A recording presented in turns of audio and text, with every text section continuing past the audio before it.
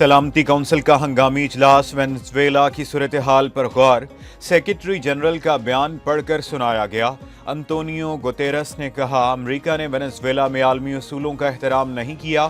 Venezuela غیر یقینی صورتحال سے دوچار اور اس پر تشویش ہے۔ وینزویلا کے صدر کی فوری رہائی کا مطالبہ کرتے ہیں۔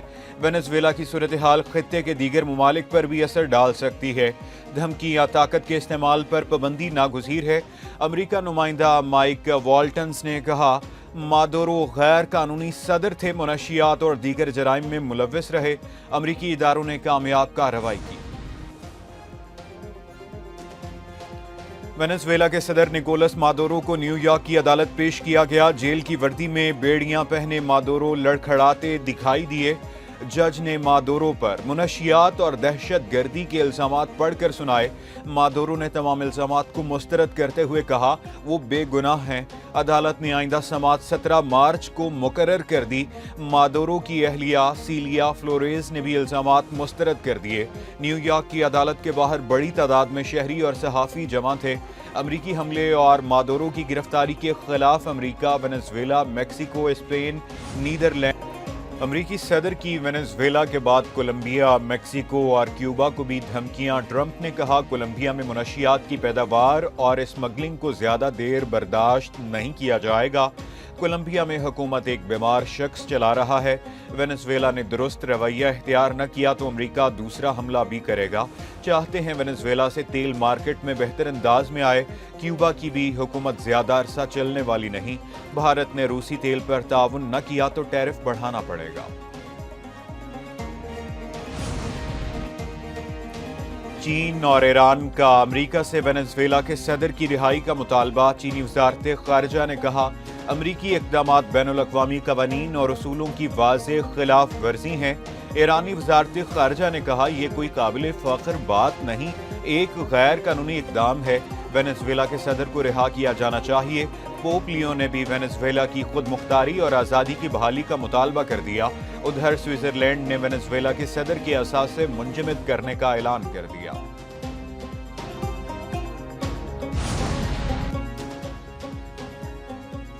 امریکی نائب صدر جے ڈی وینس کے گھر پر توڑ پھوڑ کا واقعہ۔ خبر ایجنسی کے مطابق اوہائیو میں توڑ پھوڑ کے وقت جے ڈی وینس اور اہل خانہ گھر پر موجود نہیں تھے۔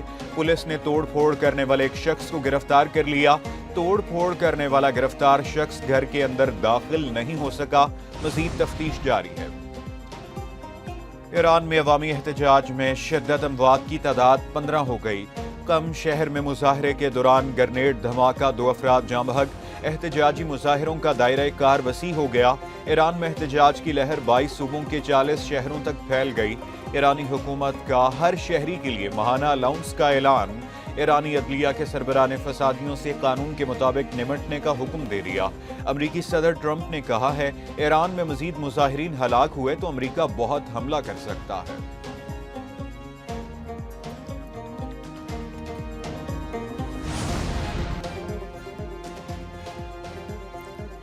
ایران نے سپریم لیڈر پر الزامات کو من گھڑت اور بے بنیاد قرار دے دیا۔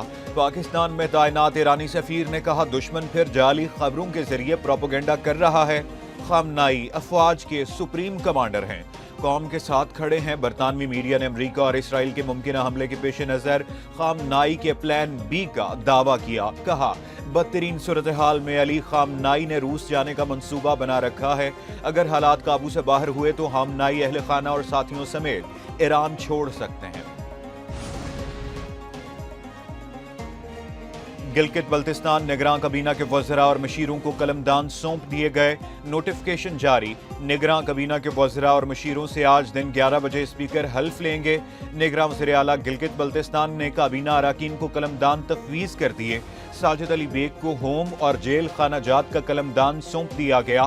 انجینئر الطاف حسین کو بلدیات اور دیہی ترقی کا قلمدان مل گیا۔ عباس کو اطلاعات، نشریات اور آئی ٹی کا قلمدان مل گیا۔ ریٹائرڈ کرنل ابرار اسماعیل کو خزانہ اور منصوبہ بندی اور ترقی کا قلمدان سونپا گیا۔ مہرداد کو محکمہ خوراک کا قلمدان دے دیا گیا۔ صحت کا قلمدان ڈاکٹر نیاز علی کے سپرد۔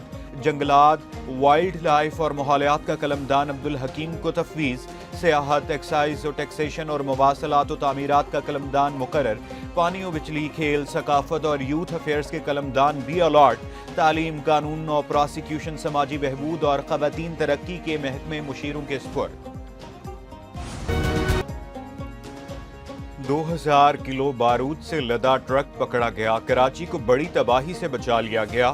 کراچی کے علاقے بلدیہ رئیس کوٹ سے 2000 کلو دھماکہ خیز مواد برآمد ہونے کا مقدمہ درج۔ مقدمے میں BLA کے کمانڈر بشیر زیب اور اس کے ساتھیوں کو نامزد کیا گیا۔ چھاپے کے دوران ملزم جلیل عرف نوید گرفتار، ساتھی فرار ہو گئے۔ ایڈیشنل IG CTD ذوالفقار لاڑک اور DIG CTD اظفر محیسر کی نیوز کانفرنس، کہا دہشت گردوں نے کراچی سے 40 کلومیٹر کے فاصلے پر مکان کرائے پر لے رکھا ہے۔ دہشت گردوں کا تعلق فیتنال ہندوستان کا لدم BLA مجید بریگیڈ سے ہے۔ یہ ادارے کی نااہلی ہے، طالبہ کے اقدام خودکشی پر یونیورسٹی آف لاہور کے طلبہ کا رد عمل، کہا نمبرز اور گریڈز کی وجہ سے ماحول ایسا بنا دیا جاتا ہے کہ فاطمہ نے خودکشی کی کوشش کی، کل کوئی اور بھی یہ کر سکتا ہے۔ اگر فاطمہ سے نہیں پڑھا جا رہا تھا تو خودکشی کی کیا ضرورت تھی؟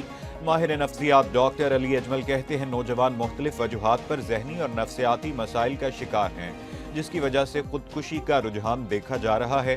بے روزگاری اور مستقبل کا دباؤ بھی ایسے اقدام پر مجبور کرتا ہے۔ افغان سرزمین سے دہشت گرد تنظیموں کا مکمل خاتمہ یقینی بنایا جائے۔ پاکستان اور چین کا مطالبہ، چین کا پاکستان کی خود مختاری اور علاقائی سالمیت کی مکمل حمایت کا اعلان۔ پاکستان چین وزرائے خارجہ اسٹریٹجک ڈائیلاگ کا مشترکہ اعلامیہ جاری۔ پاکستان چین وزرائے خارجہ اسٹریٹجک ڈائیلاگ کا 7واں دور بیجنگ میں وزیر خارجہ اسحاق ڈار اور چینی ہم منصب وانگ ای کی مشترکہ صدارت میں ہوا۔ CPEC 2 کے تحت صنعت، زراعت، معدنیات اور گوادر بندرگاہ پر تعاون بڑھانے پر اتفاق۔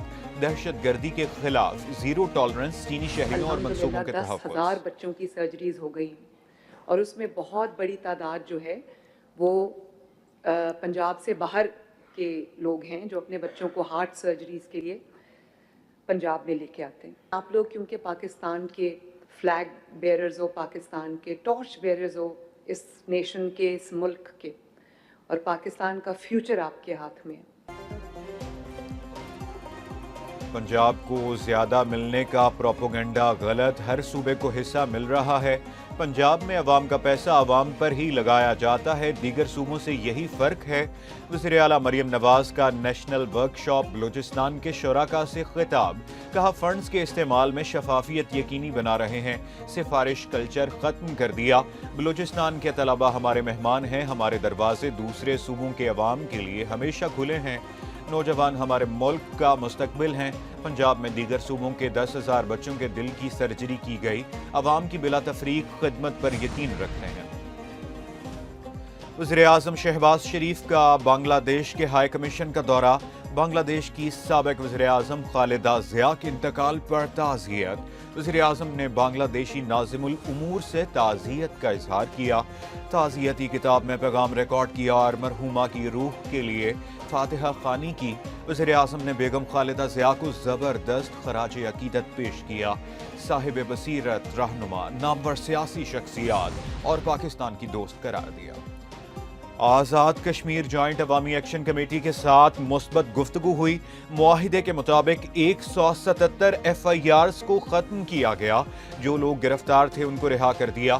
وفاقی وزراء انجینئر امیر مقام اور طارق فضل چودھری کی نیوز کانفرنس، کہا عوامی ایکشن کمیٹی کے ساتھ میٹنگ کے کئی سیشنز کیے، جاں بحق افراد کے ورثاء اور زخمیوں کو معاوضے ادا کر دیے۔